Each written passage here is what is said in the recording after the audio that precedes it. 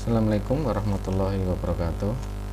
Semangat pagi anak-anakku. Untuk kesekian kalinya kita ketemu lagi dalam rangka pembelajaran biologi.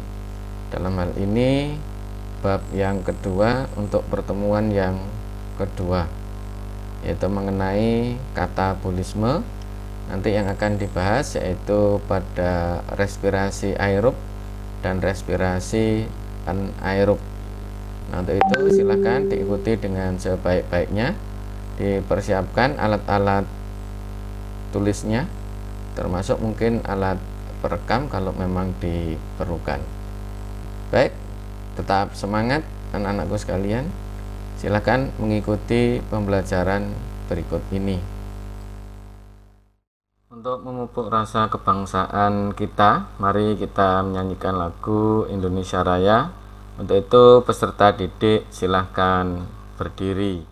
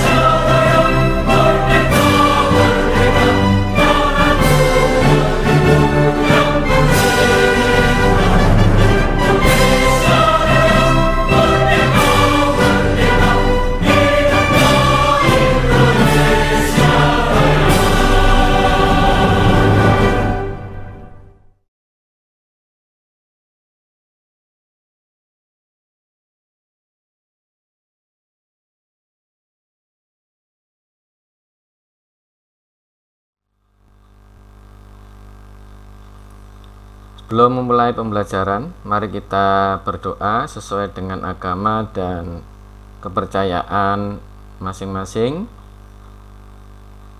Berdoa dimulai. Berdoa selesai. Adapun tujuan pembelajaran pada pertemuan kali ini yaitu melalui kegiatan pembelajaran online dengan pendekatan saintifik menggunakan metode dan model pembelajaran problem based learning, sehingga peserta didik dapat menjelaskan pengertian, proses, dan perbedaan antara katabolisme secara aerob maupun secara anaerob, sehingga peserta didik dapat membangun kesadaran akan kebesaran Tuhan yang Maha Esa. Nah, katabolisme respirasi aerob. Respirasi aerob terdiri dari 3 tahapan, yaitu yang pertama tahap glikolisis, yang kedua tahap dekarboksilasi oksidatif dilanjutkan dengan siklus Krebs, dan yang ketiga tahap transport elektron. Nah, untuk tahap dekarboksilasi oksidatif, nah itu sering disebutnya sebagai reaksi antara, yaitu antara glikolisis dan siklus Krebs. Nah, untuk memahami ketiga tahapan respirasi aerob tersebut, ikuti tayangan berikut ini. Video kali ini kita akan membahas tentang glikolisis, yang merupakan tahapan pertama dalam proses respirasi. Dalam bahasa Inggris, glikolisis memiliki arti sugar splitting, yang kalau dalam bahasa Indonesia artinya adalah pemecahan glukosa. Glikolisis terjadinya di sitosol. Pada tahap glikolisis ini, glukosa yang merupakan gula dengan karbon 6 akan dipecah menjadi struktur gula yang lain, sehingga menghasilkan 2 molekul virupat, 2 NADH, 2 ATP. Bagaimanakah prosesnya? Tetap konsentrasi ya, karena lumayan agak panjang. Terdapat 10 tahapan proses yang terjadi pada glikolisis, yaitu tahap pertama, glukosa akan diubah menjadi glukosa 6-fosfat. Pada tahapan ini, enzim yang berperan adalah heksokinase. Heksokinase akan mentransfer gugus fosfat dari ATP ke glukosa, sehingga menjadi glukosa 6-fosfat. Disinilah ATP pertama kali digunakan. Selanjutnya, pada tahap kedua, glukosa 6-fosfat akan diubah menjadi fruktosa 6-fosfat. Pada tahap ini, glukosa 6-fosfat dikonversi menjadi fruktosa 6-fosfat oleh enzim fosfoglukoisomerase. Tahap ketiga, fruktosa 6-fosfat diubah menjadi fruktosa 1,6 bifosfat. Enzim yang berperan adalah fosfofruktokinase. Nah, fosfofruktokinase ini akan mentransfer gugus fosfat dari ATP. Inilah tahap penggunaan ATP yang kedua. Selanjutnya, tahap yang keempat, enzim aldolase memecah molekul fruktosa 1,6 bifosfat menjadi 2 buah gula yang memiliki 3 karbon yang berbeda, yaitu menjadi dihidroksiaseton fosfat atau DHAP dan gliseraldehid 3-fosfat atau G3P. Pada tahap yang kelimanya, yaitu terjadi konversi antara DHAP dan G3P ini, di mana reaksi ini tidak pernah mencapai titik keseimbangan. Nah, G3P inilah yang akan digunakan pada langkah berikutnya. Nah, dari tahap 1 sampai tahap 5 inilah dikenal sebagai investment fase. Karena pada tahap inilah ATP digunakan sebanyak 2 buah. Selanjutnya, tahap yang ke-6, G3P akan diubah menjadi 1,3 bifosfoglycerat sebanyak 2 buah. Pada tahap ini, enzim yang berperan yaitu triose fosfat dehidrogenase. Pada tahap ini, terjadi 2 reaksi, yaitu 1. G3P dioksidasi melalui transfer elektron ke NAD+, sehingga membentuk 2 buah NADH. Yang kedua, Dengan menggunakan energi dari reaksi ini, dua fosfat akan terikat pada substrat sehingga ikut berperan dalam pembentukan 1,3 bifosfoglycerat. Selanjutnya, pada tahap yang ketujuh, 1,3 bifosfoglycerat akan diubah menjadi 3 fosfoglycerat. Pada tahap ini, dua fosfat akan ditransfer ke 2 ADP, sehingga menghasilkan 2 buah ATP. Enzim yang berperan pada tahap ini adalah fosfogliserokinase. Tahap yang ke-8, 3 fosfogliserat akan diubah menjadi 2 fosfogliserat dengan bantuan enzim fosfogliseromutase. Tahap yang ke-9, 2 fosfogliserat akan diubah menjadi fosfoenolpiruvat atau PEP dengan enzim enolase. Pada tahap ini dihasilkan 2 molekul H2O. Tahap yang terakhir yaitu PEP akan diubah menjadi 2 pirufat dengan enzim pirufat kinase.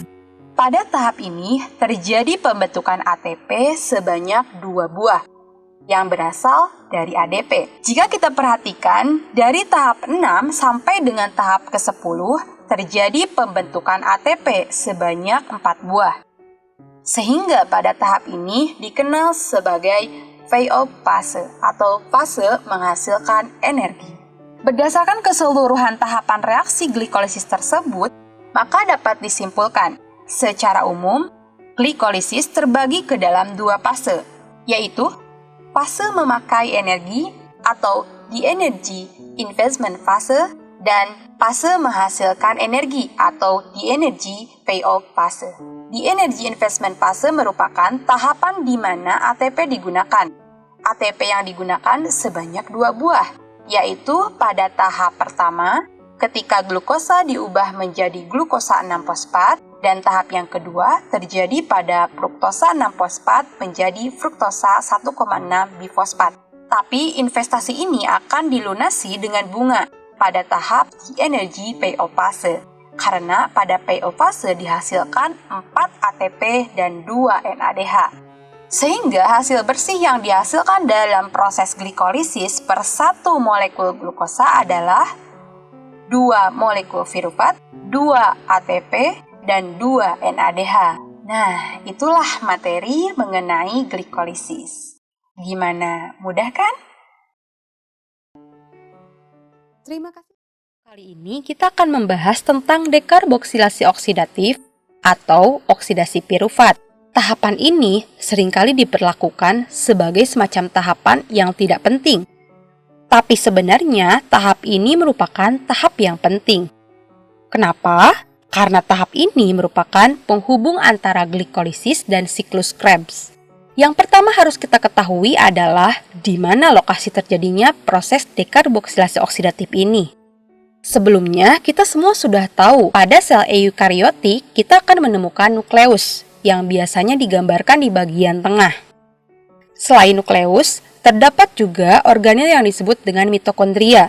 Mitokondria inilah yang dikenal sebagai organel yang memiliki membran ganda, karena memiliki membran di bagian luar dan membran di bagian dalam. Pada mitokondria inilah tahap respirasi kebanyakan terjadi, karena disinilah energi paling banyak dihasilkan. Kalau kalian masih ingat, pada video sebelumnya kita telah membahas tentang glikolisis, yang prosesnya terjadi di sitosol.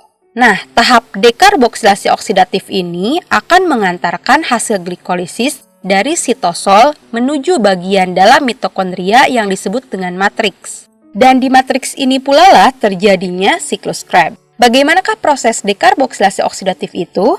Molekul pirufat yang dihasilkan glikolisis memiliki karbon 3.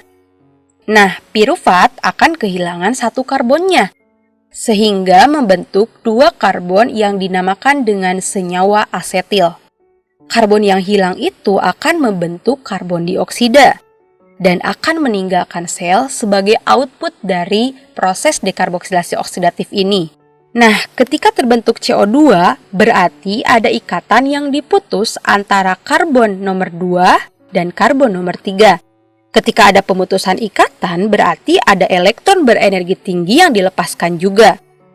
Nah, selanjutnya kita harus menangkap elektron yang berenergi tinggi ini karena sangat berharga untuk menghasilkan ATP.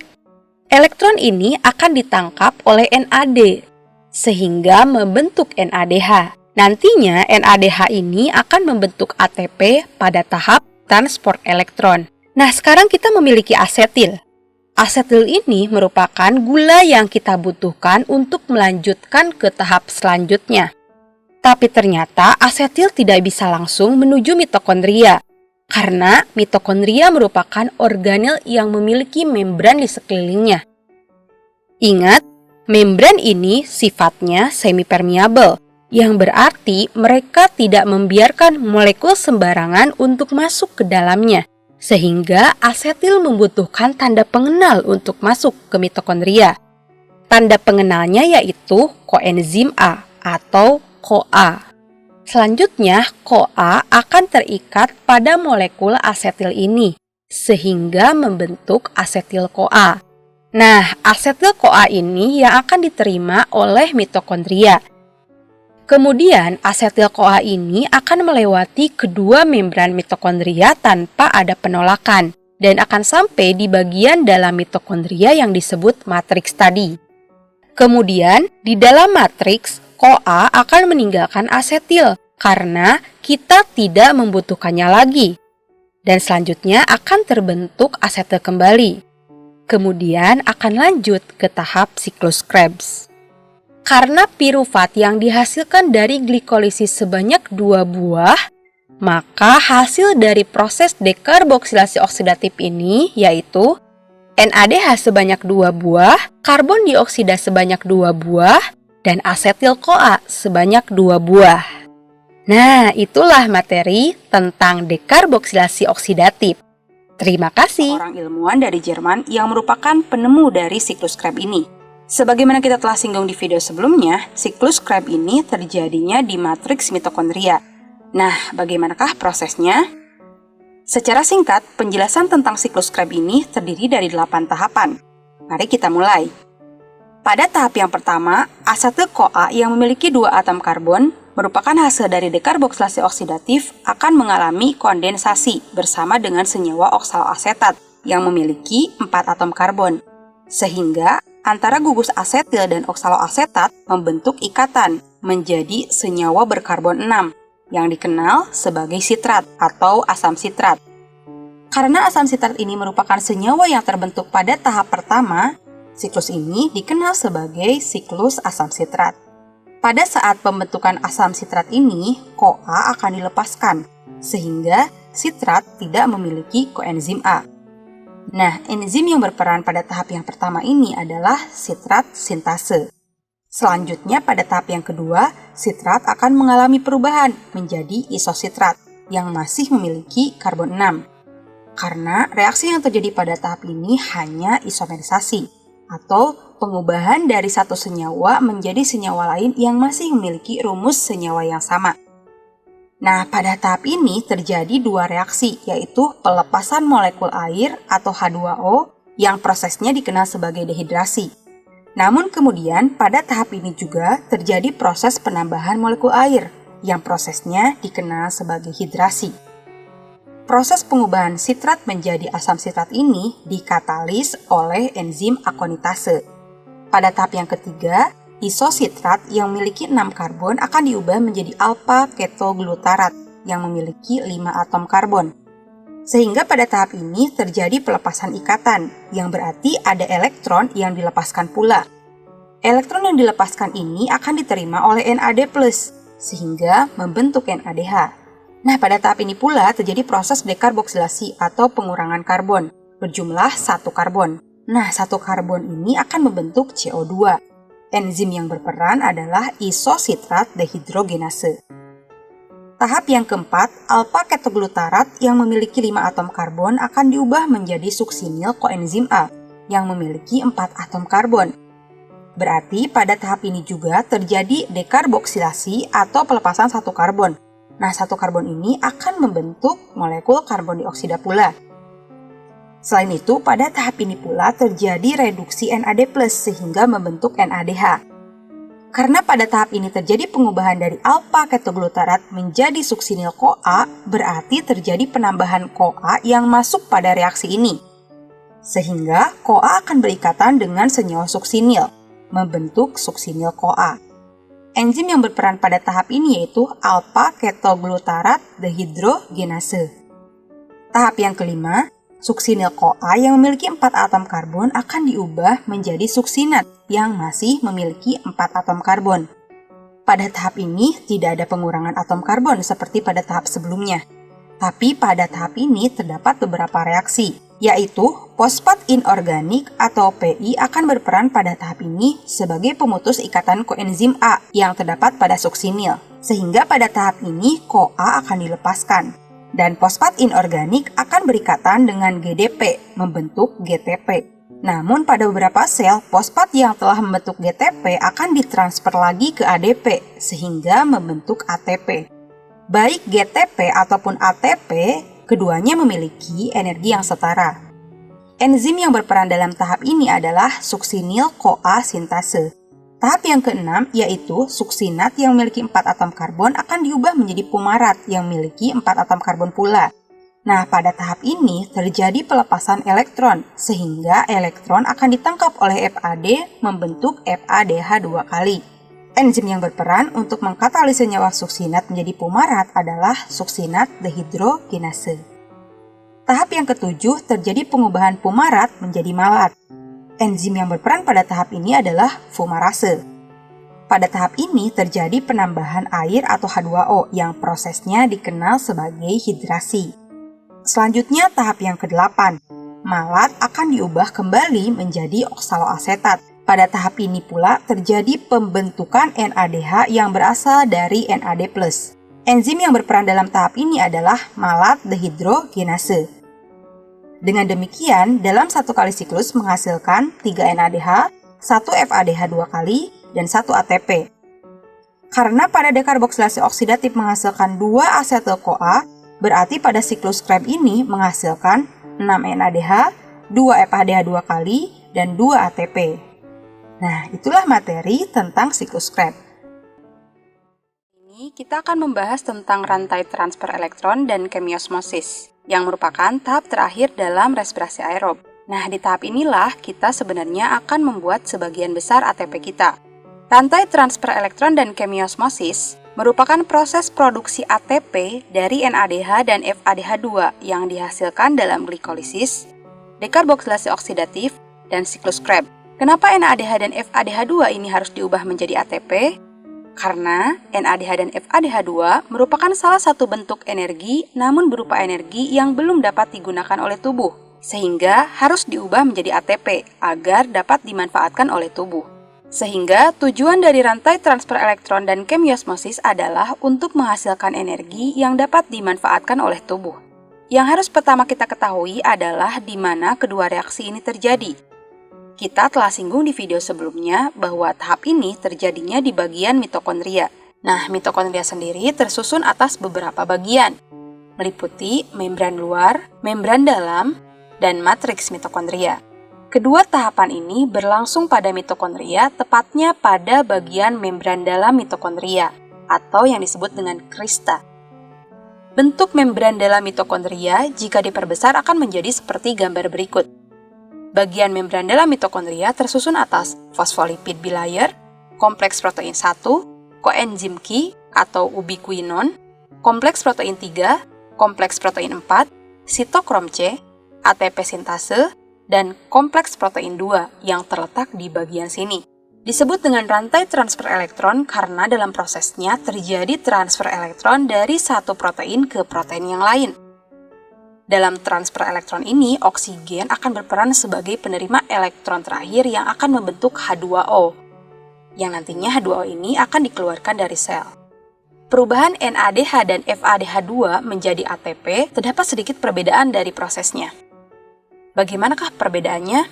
Yuk kita simak lebih lanjut. Yang pertama, pengubahan NADH menjadi ATP terlebih dahulu.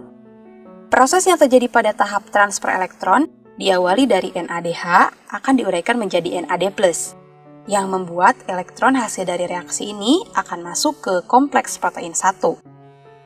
kemudian dikirim ke ubiquinon. Saat elektron melewati kompleks protein 1, hal ini akan memicu dipompanya H+ keluar menuju ruang antarmembran. Elektron dari ubiquinon dibawa melewati kompleks protein 3 ke sitokrom C. Saat melewati kompleks protein 3, hal ini juga akan memicu dipompanya H+ keluar menuju ruang antarmembran. Kemudian dari sitokrom C, elektron akan dibawa ke matriks mitokondria melalui kompleks protein 4. Saat elektron melewati kompleks protein 4, akan mengeluarkan satu atom hidrogen lagi menuju ruang antarmembran. Nah, selanjutnya elektron kemudian akan diterima oleh molekul oksigen, yang kemudian akan berikatan dengan dua ion H+ membentuk H2O. Bila dihitung, transfer elektron dari bermacam-macam protein tadi memicu dipompanya 3H+ keluar menuju ruang antarmembran. H+ atau proton tersebut akan kembali menuju matriks mitokondria melalui enzim yang disebut ATP sintase. Lewatnya H+ pada ATP sintase akan memicu enzim tersebut membentuk ATP secara bersamaan. Karena terdapat 3H+ yang masuk kembali ke dalam matriks, maka terbentuklah 3 molekul ATP. Pada akhirnya, untuk setiap 1 NADH menghasilkan 3 ATP. Selanjutnya pengubahan FADH2 menjadi ATP. Pertama, FADH2 diuraikan menjadi FAD+, kemudian elektron masuk ke kompleks protein 2. Transfer pada kompleks protein 2 tidak memicu dipompanya H+ keluar menuju ruang antarmembran. Setelah dari kompleks protein 2, elektron akan ditangkap oleh ubiquinon. Dari ubiquinon, elektron akan dibawa melewati kompleks protein 3 ke sitokrom C. Saat melewati kompleks protein 3, akan dikeluarkan satu ion hidrogen. Berikutnya, elektron dari sitokrom C akan dibawa ke matriks mitokondria melalui kompleks protein 4. Pada saat melewati kompleks protein 4, akan dikeluarkan juga satu atom hidrogen. Nah, selanjutnya elektron kemudian akan diterima oleh molekul oksigen, yang kemudian berikatan dengan dua ion H+ membentuk H2O. Setiap atom hidrogen yang terbentuk akan masuk ke ATP sintase untuk menjadi ATP. Jumlah ion hidrogen yang dikeluarkan berjumlah 2 untuk setiap satu molekul FADH2. Jadi, hasil dari perubahan untuk setiap satu FADH2 menghasilkan 2 ATP. Nah, proses transfer elektron terjadi sampai tahap diterimanya elektron oleh oksigen, yang merupakan aseptor elektron terakhir. Sedangkan proses pembentukan ATP oleh enzim ATP sintase tersebut dinamakan dengan kemiosmosis. Nah, selesailah proses respirasi aerob. Selanjutnya, berapakah total yang dihasilkan dalam respirasi aerob? Pada proses glikolisis, dihasilkan 2 ATP dan 2 NADH. Pada proses dekarboksilasi oksidatif, dihasilkan 2 NADH. Pada siklus Krebs, dihasilkan 6 NADH, 2 FADH2, dan 2 ATP. Lalu bagaimana menjumlahkannya? Kita tahu kalau ATP langsung menjadi ATP, tidak perlu diubahnya. Lalu untuk NADH dikalikan dengan 3, dan FADH2 dikalikan 2. Sehingga pada glikolisis ini dihasilkan 2 ATP, 2 NADH diubah menjadi 6 ATP. Pada dekarboksilasi oksidatif, 2 NADH menjadi 6 ATP. Pada siklus Krebs, NADH menjadi 18 ATP, FADH menjadi 4 ATP. Dan 2 ATP tetap menjadi 2 ATP, sehingga totalnya 38 ATP. Lalu kenapa ada yang menyebutkan totalnya 36 ATP? Karena 2 ATP digunakan untuk menembus mitokondria. Karena kita tahu ya, kalau misalkan glikolisis terjadinya di sitosol dan reaksi yang lainnya terjadinya di mitokondria. Setelah kalian mempelajari tentang respirasi aerob, selanjutnya kalian bisa mempelajari kembali tentang katabolisme, tapi respirasi anaerob atau respirasi yang tidak memerlukan oksigen. Nah, karena tidak memerlukan oksigen, maka sebutannya adalah fermentasi. Adapun fermentasi ini terbagi menjadi 2 kelompok nanti, yaitu fermentasi alkohol dan fermentasi asam cuka. Nah, untuk memahami proses fermentasi alkohol, ikuti tayangan berikut ini. Fermentasi alkohol atau dikenal juga sebagai fermentasi etanol. Jika kita masih ingat, fermentasi terbagi menjadi dua macam, yaitu fermentasi alkohol dan fermentasi asam laktat. Kedua proses ini dimanfaatkan oleh manusia untuk makanan atau dimanfaatkan juga dalam bidang industri. Nah, fokus kita kali ini yaitu hanya pada fermentasi alkoholnya saja. Pada fermentasi alkohol atau etanol, pirufat yang merupakan hasil dari glikolisis akan dikonversi menjadi etanol melalui dua tahapan. Bagaimanakah tahapan-tahapan tersebut? Yuk kita simak lebih lanjut. Seperti yang kita telah singgung di video sebelumnya, bahwa fermentasi dimulai dari proses glikolisis. Adapun pengertian glikolisis adalah pemecahan satu molekul glukosa untuk menghasilkan 2 ATP yang berasal dari 2 ADP dan P, menghasilkan 2 NADH yang berasal dari 2 NAD+, dan menghasilkan 2 pirufat. Tahapan yang pertama, pirufat yang memiliki 3 atom karbon akan dikonversi menjadi 2 asetildehida yang memiliki 2 atom karbon. Berarti pada tahapan pengubahan pirufat menjadi asetildehida ini, ada pelepasan 1 atom karbon. Nah, 1 karbon ini akan membentuk karbon dioksida sebanyak 2 buah. Tahap yang kedua, asetildehida akan segera mengikat ion H+ yang berasal dari penguraian NADH menjadi NAD+. Maka asetildehida di sini berperan sebagai akseptor atau penerima ion H+. Nah, pengikatan ion H+ oleh asetildehida ini akan membentuk senyawa etanol. Selanjutnya, NAD+ yang dihasilkan dari penguraian NADH ini akan dibutuhkan untuk menjalankan proses glikolisis selanjutnya. Sehingga, produk fermentasi etanol atau fermentasi alkohol ini adalah 2 etanol, 2 CO2, dan 2 ATP. Banyak bakteri melakukan proses fermentasi alkohol ketika dalam keadaan anaerob atau dalam keadaan tidak ada oksigen. Begitu juga dengan ragi yang merupakan anggota dari kingdom fungi. Ragi juga menjalankan fermentasi alkohol seperti halnya pada beberapa bakteri. Bahkan selama ribuan tahun, manusia telah menggunakan ragi ini untuk pembuatan bir dan untuk pembuatan roti. Pada proses pembuatan roti, gelembung CO2 yang dihasilkan dalam fermentasi alkohol pada tahap pengubahan pirufat menjadi asetildehida menyebabkan adonan roti dapat mengembang. Nah, itulah tahapan fermentasi alkohol atau fermentasi etanol. Gimana? Mudah kan?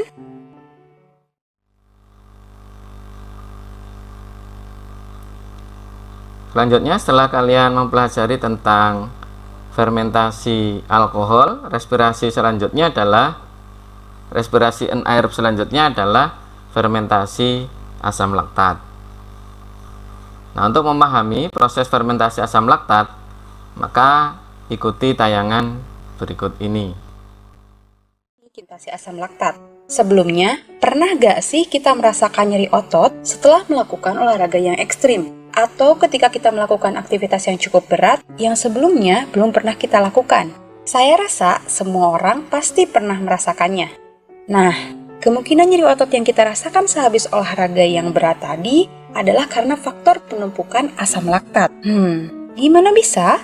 Untuk menjawabnya, kita harus paham dulu tentang fermentasi asam laktat. Secara sederhana, pengertian fermentasi asam laktat adalah produksi ATP tanpa adanya oksigen. Hampir mirip dengan fermentasi alkohol kan? Tapi prosesnya akan berbeda. Bagaimanakah proses fermentasi asam laktat?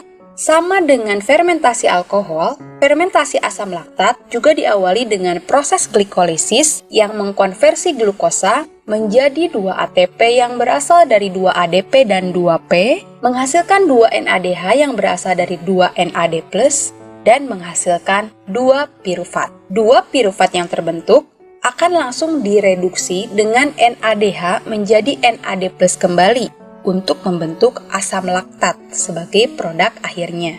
Jadi pada proses ini tidak dihasilkan CO2 seperti hanya fermentasi alkohol. Gimana? Lebih gampang kan mengingatnya? Poin yang harus diingat adalah hasil dari fermentasi asam laktat ini berupa 2 asam laktat dan 2 ATP. Contoh fermentasi asam laktat ini terjadi pada tubuh kita. Fermentasi asam laktat ini dapat dilakukan oleh tubuh ketika kebutuhan oksigen tidak tercukupi. Salah satu penyebabnya bisa karena bekerja terlalu berat. Nah, lebih tepatnya terjadinya pada sel otot. Dengan kata lain, selain melakukan respirasi aerob, tubuh kita juga memilih jalur ini ketika kondisi tertentu yang tidak memungkinkan respirasi aerob terjadi. Asam laktat yang dihasilkan pada fermentasi ini dapat menjadi senyawa toksik bagi tubuh ketika terakumulasi pada salah satu titik bagian tubuh tertentu. Kenapa? Karena asam laktat yang menumpuk ini dapat menimbulkan ketidaknyamanan, dapat menimbulkan nyeri otot, pegal, kaku, bahkan kram. Tapi tenang, setelah kita beristirahat atau beberapa hari setelah olahraga, rasa sakit itu akan hilang. Karena darah akan membawa kelebihan asam laktat dari sel otot menuju hati untuk dikonversi kembali menjadi pirufat. Ketika oksigen tersedia cukup banyak, pirufat dapat melakukan respirasi aerob kembali. Makanya biasanya olahraga yang disarankan tidak berlebihan, karena akan mengurangi pasokan oksigen yang ada di dalam tubuh kita. Selain dapat bersifat toksik, ternyata asam laktat juga dapat memiliki peran yang sangat penting dalam industri susu. Salah satunya pada pembuatan yogurt. Nah, pada proses pembuatan yogurt ini, fermentasi asam laktat dilakukan oleh jenis bakteri tertentu, sehingga menghasilkan asam laktat yang berperan dalam protein susu untuk menghasilkan tekstur seperti gel dan aroma unik pada yogurt. Sehingga dapat disimpulkan asam laktat yang merupakan hasil fermentasi asam laktat ini dapat bersifat toksik pada tubuh ketika terakumulasi pada satu titik tertentu dan dapat bersifat menguntungkan juga pada industri susu. Nah, itulah materi tentang fermentasi asam laktat. Baik, terima kasih saya ucapkan kepada anak-anakku yang sudah mengikuti pembelajaran di pertemuan yang kedua dengan baik. Nah, untuk itu silahkan bisa diulang kembali, yaitu dengan mengikuti link-link video yang akan disajikan dalam pembelajaran, sehingga apa yang dijelaskan pada hari ini bisa dikesan dengan baik oleh anak-anakku sekalian. Terima kasih. Assalamualaikum warahmatullahi wabarakatuh. Selanjutnya, setelah semua pembelajaran dilakukan, maka ada penugasan, yaitu setelah kamu mendapat penjelasan mengenai proses katabolisme baik secara aerob maupun anaerob, yaitu lakukanlah pengisian LKPD tentang katabolisme ini, yang mana LKPD ini dapat diunduh dari LMS kelasmu masing-masing. Kemudian kirim ke alamat LMS kelasmu masing-masing sesuai dengan tenggat waktu yang diberikan, yaitu 1 minggu. Jangan sampai terlambat.